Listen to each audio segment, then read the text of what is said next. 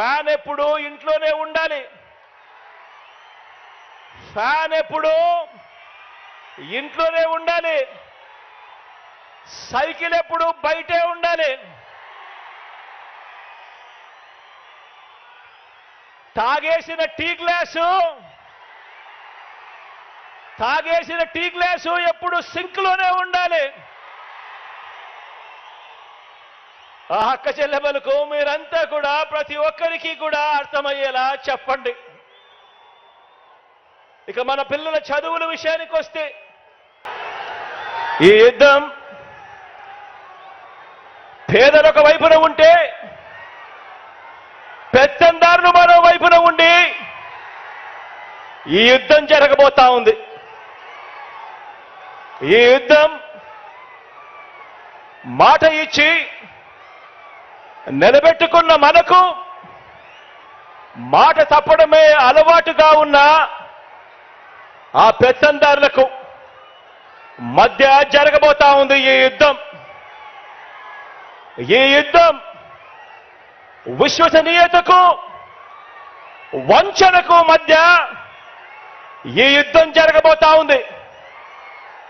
ఇలాంటి ఈ యుద్ధంలో పేదవాడి భవిష్యత్ కొరకు పేదవాడి తరపున నిలబడడానికి మీరంతా కూడా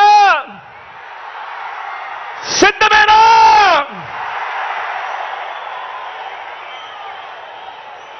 పద్నాలుగు సంవత్సరాలు ముఖ్యమంత్రిగా పరిపాలన చేశాడు. 3 సార్లు ముఖ్యమంత్రి అయ్యాడు.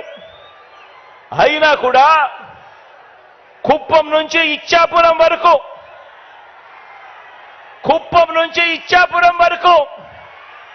ఏ గ్రామంలో అయినా సరే ఎవరైనా కూడా ఆ గ్రామంలో ఆగినా ఆ గ్రామంలో అయ్యా చంద్రబాబు మీ మార్క్ ఎక్కడైనా ఉందా అని అడుగుతా ఉన్నాను. ఇదే పెద్ద మనిషిని చంద్రబాబు నాయుడు గారిని ఈ వేదికపై నుంచి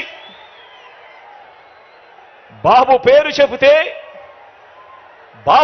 చెబితే సామాజిక న్యాయం అనే పదం, చంద్రబాబు పేరు చెబితే సామాజిక న్యాయం అనే పదం కనీసం ఏ ఒక్కరికైనా కూడా గుర్తుకు వస్తుందా అని అడుగుతా ఉన్నాను. ఈ పెద్ద మనిషి చంద్రబాబు పేరు చెబితే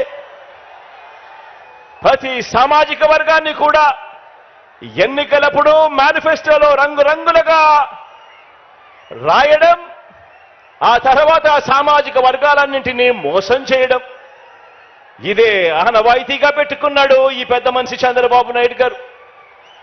1995 అప్పుడు చూసినా, 1999 పోనీ అప్పుడు చూసినా, లేక 2014 పోనీ అప్పుడు చూసినా కూడా సీఎం అయిన ఇదే పెద్ద మనిషి చంద్రబాబు గారు ఈ 3 సందర్భాలలో కూడా తెలుగుదేశం పార్టీ తరఫున తెలుగుదేశం మేనిఫెస్టో అంటూ ఇచ్చి మీరిచ్చిన మేనిఫెస్టోలో ఏనాడైనా కూడా కనీసం 10% అమలు చేశారా అని అడుగుతా ఉన్నాను ఇదే వేదికపై నుంచి ఇదే పెద్ద మనిషి చంద్రబాబు నాయుడు గారిని.